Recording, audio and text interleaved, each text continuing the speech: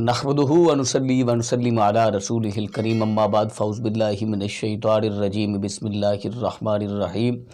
السلام علیکم ورحمۃ اللہ وبرکاتہ۔ سب بھائیوں کا، سب دوستوں کا تہہ دل سے مشکور ہوں کہ آپ نے بہت قیمتی وقت ہمارے اس یوٹیوب چینل کو عنایت فرمایا۔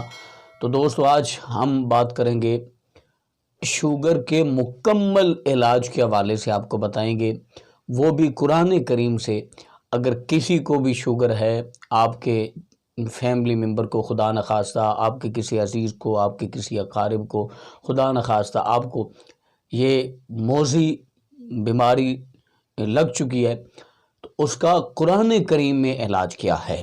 تو مزید ویڈیو شروع کرنے سے پہلے چھوٹی سی گزارش کہ اگر آپ نے ابھی تک ہمارا چینل سبسکرائب نہیں کیا تو ہمارے چینل کو سبسکرائب کریں اور بیل آئیکن کو دبائیں، اور صدقہ جاریہ سمجھتے ہوئے دوست احباب کے ساتھ لازماً شیئر کیجئے گا۔ دوستو دیکھیں، سب سے پہلی بات یہ ہے کہ ہمارا قرآن کریم پر الحمدللہ ثم الحمدللہ یقین کامل ہے۔ قرآن کریم میں اللہ کریم نے ارشاد فرمایا وَإِذَا مَرِضْتُ فَهُوَ يَشْفِينِ، کہ جب بھی میں بیمار ہوتا تھا تو میرا اللہ مجھے شفا دیتا ہے۔ یہ جناب حضرت ابراہیم خلیل اللہ علیہ السلام کی دعا ہے، اور حضرت ابراہیم علیہ السلام نے اللہ کے حضور عرض کی تو اللہ کریم نے آپ کو شفا عطا فرمائی، تو آپ نے پھر فرمایا کہ لوگوں، جب میں بیمار ہوتا ہوں میرا اللہ شفا دیتا ہے۔ تو قرآن کریم میں بہت ساری، بلکہ ہر بیماری کا علاج موجود ہے۔ قرآن کریم میں ہر ایک بیماری کا علاج موجود ہے، کہ ہم ریسرچ نہیں کرتے اس پر۔ تو دوستو، آج ہم شوگر کے حوالے سے قرآن کریم سے رہنمائی لیں گے۔ قرآن کریم میں اللہ کریم نے بہت ساری آیات بینات نازل فرمائی۔ تو آپ نے کرنا کیا ہے، اس بیماری سے چھٹکارا حاصل کرنے کے لیے تین بار اول آخر درود پاک پڑھنا ہے۔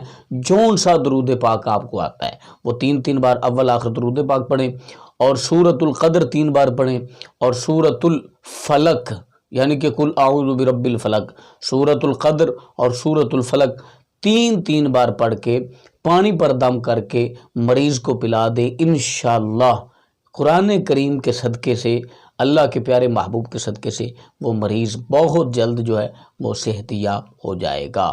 تو ہمیں امید ہے کہ آج کی ہماری ویڈیو آپ کو اچھی لگی ہوگی۔ اگر اچھی لگی ہمارے چینل کو کریں سبسکرائب اور بیل آئیکن کو دبائیں، اور صدقہ جاریہ سمجھتے ہوئے دوست احباب کے ساتھ شیئر کیجئے گا۔